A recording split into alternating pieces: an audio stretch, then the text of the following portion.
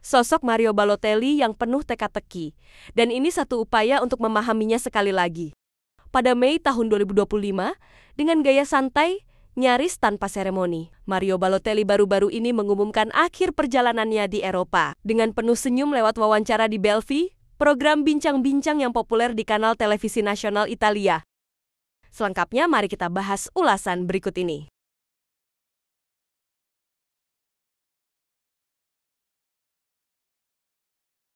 Saya agak capek dengan segala hal yang terjadi di sepak bola Eropa. Ketika ditanya kemana angin akan membawanya, ia hanya menjawab sambil tersenyum. Saya masih ingin bermain 2 atau 3 tahun lagi, sebelum berhenti. Sebuah pengumuman yang tak terdengar seperti petualangan baru, dan lebih mirip pernyataan mundur teratur. Mungkin sebuah pelarian terakhir dari seorang pemain yang sepanjang hidupnya sebagai pesepak bola selalu berada dalam pergulatan dengan dunia.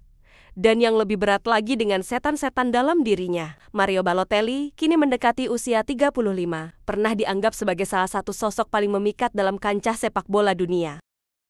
Namun di mata banyak orang, ia juga tak lebih dari seorang tukang pembuat onar yang liar, nakal, brutal, dan membuat semua orang menjadi gempar pembuat onar yang tak pernah menepati potensi yang terjanjikan di dalam dirinya. Akhir seorang Super Mario. Seorang striker yang dianugerahi kekuatan, keluasan, dan naluri mencetak gol yang tak tertandingi. Seorang kandidat Ballon d'Or dan itu, di masa ketika Cristiano Ronaldo dan Lionel Messi sedang berada di puncak kejayaan mereka. Putra dari keluarga pengungsi, yang dijadikan simbol Italia yang baru, dan lebih beragam walau sebagian besar Italia sendiri, jelas-jelas enggan menerimanya. Seorang bocah dengan segudang kenakalan di kepalanya.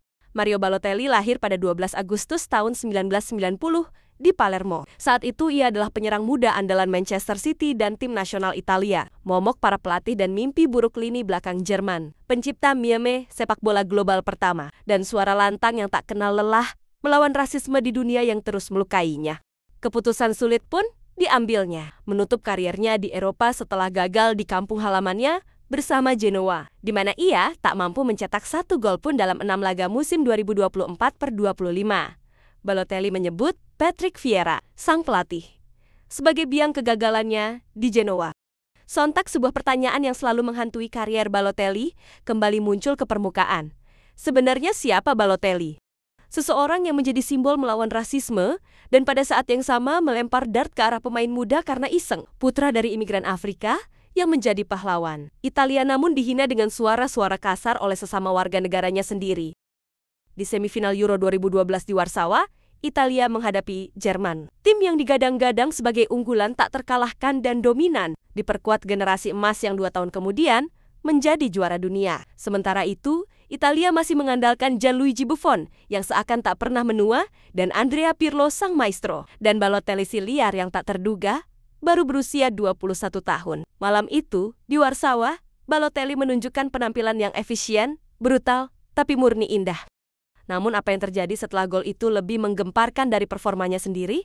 Balotelli berdiri. Ia membuka bajunya, menegangkan setiap helai otot di dadanya, menatap jauh ke depan tanpa senyum, tanpa sorak. Hanya ekspresi intens yang dingin. Tanpa kegeniusannya, momen itu tak akan pernah lahir. Hanya gol secemerlang itu yang layak mendapat reaksi seglobal itu.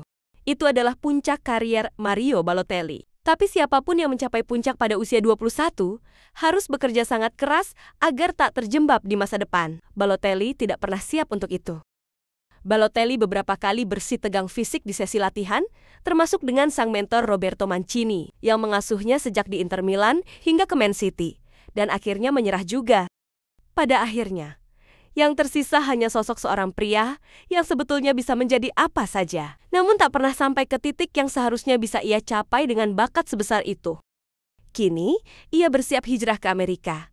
Sebagai pria yang bertobat, mungkin belum sepenuhnya, tapi setidaknya sebagai pria yang amarahnya tak lagi sepekat dulu. Saya sebenarnya bisa berbuat lebih, tapi saya bahagia, ujarnya di Belfi. Sudahkah Balotelli berdamai dengan dirinya sendiri dan dunia yang lama menjadi musuhnya? Mungkinkah pesepak bola yang seluruh eksistensinya tak lepas dari keributan, kemarahan, dan kilasan-kilasan jenius ini akhirnya menemukan ketenangan?